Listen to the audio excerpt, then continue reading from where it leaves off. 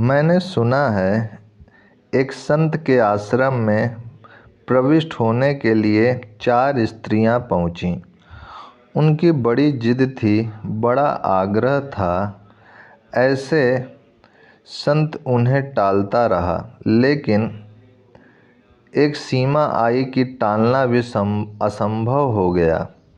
संत को दया आने लगी, क्योंकि वे द्वार पर बैठी ही रहीं, भूखी और प्यासी, और उनकी प्रार्थना जारी रही कि उन्हें प्रवेश चाहिए। उनकी खोज प्रमाणिक मालूम हुई तो संत झुका और उसने उन चारों की परीक्षा ली। उसने पहली स्त्री को बुलाया और उससे पूछा, एक सवाल है, तुम्हारे जवाब पर निर्भर करेगा कि तुम आश्रम में प्रवेश पा सकोगी या नहीं, इसलिए बहुत सोच कर जवाब देना। सवाल सीधा साफ था। उसने कहा कि एक नाव डूब गई है, उसमें तुम भी थी और 50 और थे। 50 पुरुष और तुम एक निर्जन द्वीप पर लग गए हो। तुम उन 50 पुरुषों से अपनी रक्षा कैसे करोगी? यह समस्या है। एक स्त्री और 50 पुरुष और निरंजन एकांत। वह स्त्री कुंवारी थी, अभी उसकी विवाह भी नहीं हुआ था, अभी उसने पुरुष को जाना भी न था। वह घबरा गई और उसने कहा कि अगर ऐसा होगा तो मैं किनारे लगूंगी ही नहीं, मैं तैरती रहूंगी, मैं और समुद्र में गहरे चली जाऊंगी, मैं मर जाऊंगी, लेकिन इस द्वीप पर कदम ना रखूंगी। फकीर हंसा। उसने संत फकीर उसने उसने हंसा और उसने उस स्त्री को विदा दे दी और कहा कि मर जाना समस्या का समाधान नहीं है, नहीं तो आत्मघात सभी समस्याओं का समाधान हो जाता। यह पहला वर्ग है जो आत्मघात को समस्या को समाधान मानता है। इस संसार में मरने से तो कुछ हल होता ही नहीं, फिर तुम पैदा हो जाते हो। दूसरी स्त्री बुलाई गई। वह दूसरी स्त्री विवाहित थी, उसका पति था। वही सवाल उससे भी पूछा गया। उस स्त्री ने कहा, इसमें बड़ी कठिनाई क्या है?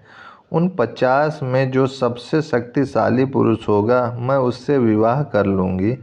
वह एक बाकी 49 से मेरी रक्षा करेगा। यह उसका बंधा हुआ अनुभव है, लेकिन उसे पता नहीं कि परिस्थिति बिल्कुल भिन्न है।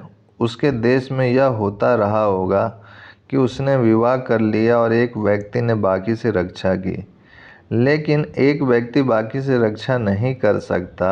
एक व्यक्ति कितना ही शक्तिशाली हो, 50 से ज़्यादा शक्तिशाली थोड़े ही होगा। रक्षा असल में एक पति थोड़े ही करता है। स्त्री की जो 50 की पत्नियां हैं, वह उन 50 को सीमा के बाहर नहीं जाने देती। फकीर संत ने उस स्त्री को विदा कर दिया और उससे कहा कि तुझे अभी बहुत सीखना पड़ेगा।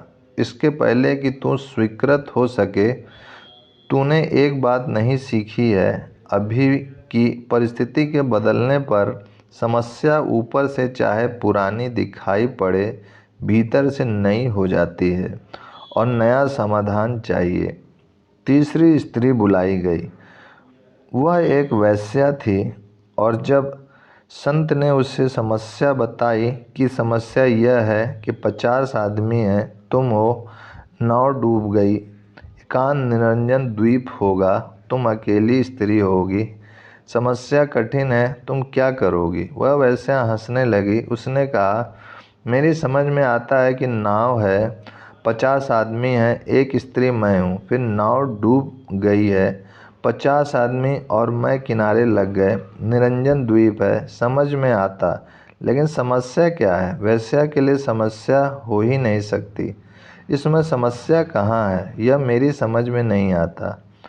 और जब समस्या ही ना हो तो समाधान का सवाल ही नहीं उठता। बहुत से लोग हैं तीसरे वर्ग में जो कहते हैं, समस्या कहाँ है? परमात्मा है कहाँ जिसको तुम खोज रहे हो? ध्यान होता कहाँ है जिसकी तुम तलाश कर रहे हो? प्रार्थना पूजा सब बकवास है। मोक्ष निर्वाण सपने हैं। समस्या है कहाँ? कोई आने वाला नहीं है। कहाँ जा रहे हो? मंदिर मस्जिदों में। वहाँ कोई भी नहीं है। किस गुरु के पास जा रहे हो, किस लिए जा रहे हो, प्रश्न ही नहीं है, पूछना क्या है। वैश्या भी विदा कर दी गई, क्योंकि जिसके लिए समस्या ही नहीं है उसे समाधान की यात्रा पर कैसे भेजा जा सकता है।